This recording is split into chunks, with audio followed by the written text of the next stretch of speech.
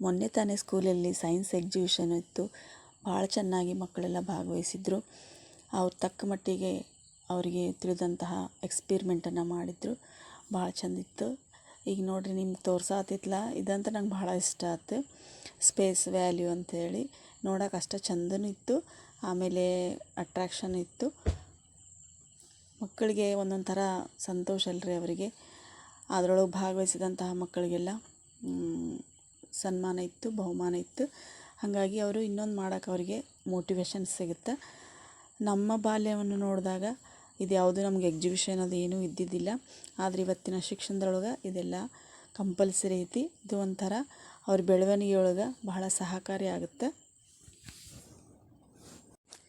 ನನಗೆ ಈ ಥರ ಎಕ್ಸಿಬಿಷನ್ ನೋಡೋಕಂದ್ರೆ ಭಾಳ ಇಷ್ಟ. ಹಾಗಾಗಿ ನಾನು ಹೋಗಿದ್ದೆ ಸ್ಕೂಲ್ನೊಳಗೆ ನೋಡಿ ಬರಬೇಕು ಅಂಥೇಳಿ. ಭಾಳ ಚೆಂದ ಇತ್ತು ರೀ.